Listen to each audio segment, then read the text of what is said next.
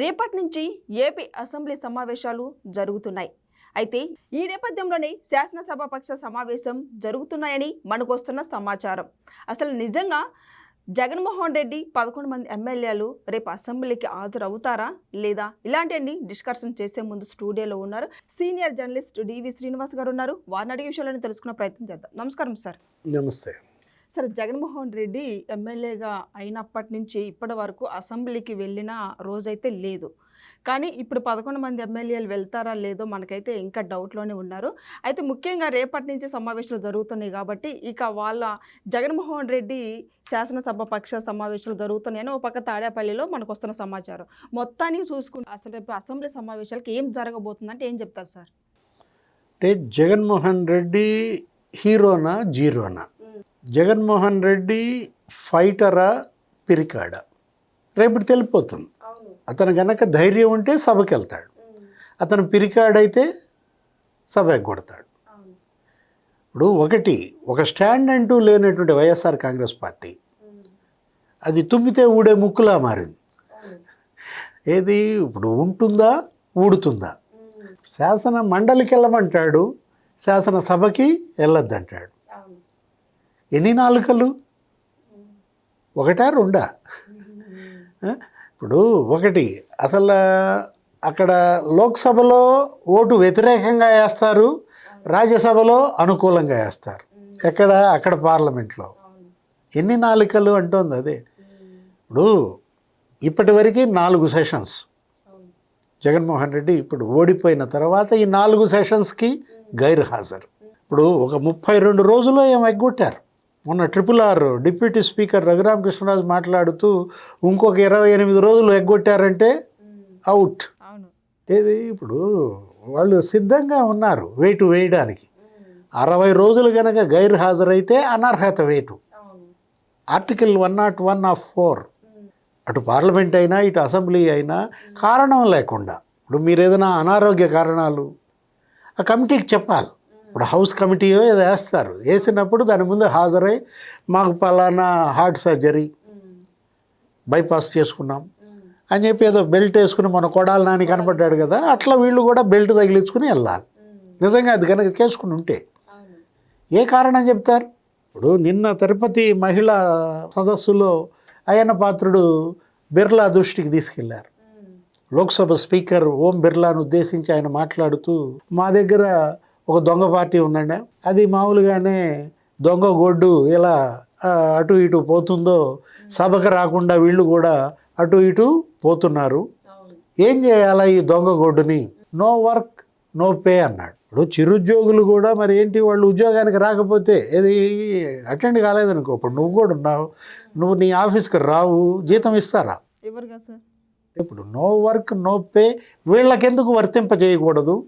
దీని మీద అసలు పార్లమెంట్ చర్చించాలి, ఒక చట్టం తేవాలి అని ఆంధ్రప్రదేశ్ స్పీకర్ అయ్యన్న పాత్రుడు మరి నిన్న ఒక పెద్ద డిబేట్. ఇప్పుడు అదే కనుక మరి వచ్చినట్లయితే 15 నెలలుగా వీళ్ళు తీసుకున్న జీతాలు ఒక్కొక్కటి 2 లక్షలు డ్రా చేశారు. ఇప్పుడు 1,50,000 జీతం, క్వార్టర్స్ లేవు కాబట్టి హౌస్ రెంట్ అలవెన్స్ 50,000 అన్నారు. ఇప్పుడు 15 ఎంతమంది ఇళ్ళు? 11 మంది, 11 రోజులు 22 లక్షలు నెలకి విత్డ్రా చేసేది. 15 నెలలు 3,30,00,000 వీళ్ళు మరి విత్డ్రా చేశారు. అంటే నోరు తెరవకుండా, ప్రజల సమస్యలు సభలో ప్రస్తావించకుండా మీరు ఎలా క్లెయిమ్ చేసుకుంటారు? టీఏలు డిఏలు అసలు జగన్మోహన్ రెడ్డి అయితే మరి తాడేపల్లి నుంచి యలహంక నుంచి పులివెందుల నుంచి తాడేపల్లి ఇదో కొరియర్ సర్వీస్ లాగా తిరుపుతున్నాడు వారం. ఆ బిల్లులన్నీ పెట్టుకున్నాడా? వాటన్నిటిపైన ఇవాళ రికవరీ చేయాలి. ఇప్పుడు నో వర్క్ నో పే కాబట్టి ముందు ఇచ్చింది రికవరీ చేయాలి, రేపు ఫర్దర్గా ఇవ్వబోయేది అడ్డుకోవాలి.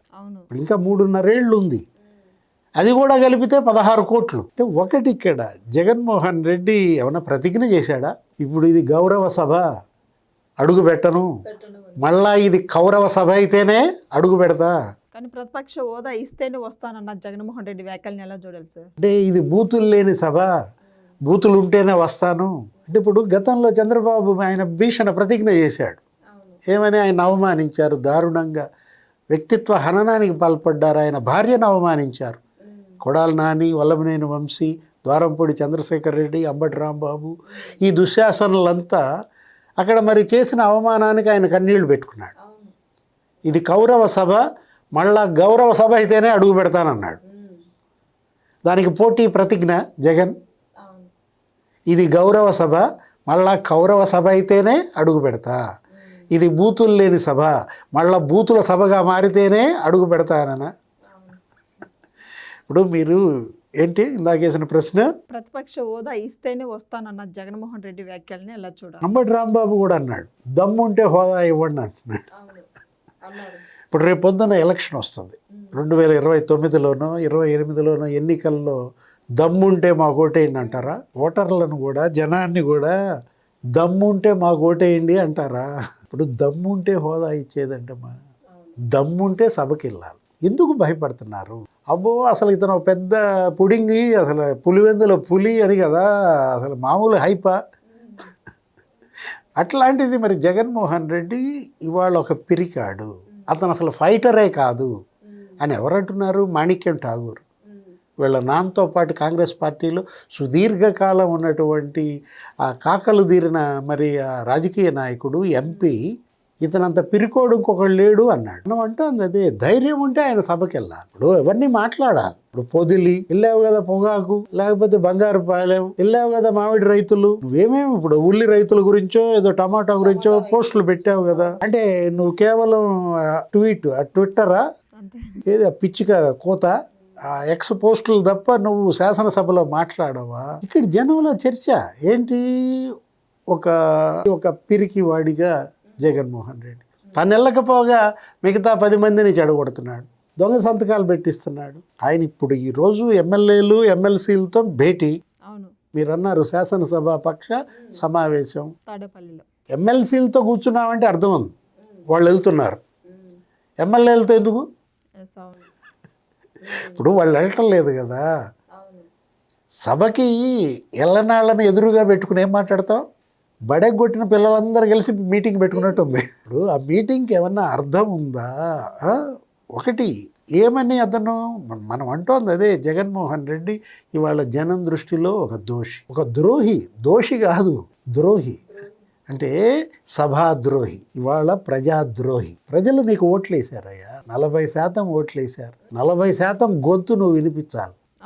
అదేమంటే నాకు ఇక్కడ ఇచ్చినట్టు మైక్ అక్కడ ఇస్తారా అంటావు. వెళ్తే కదా మైక్ ఇచ్చేది లేనిది తెలిసేది.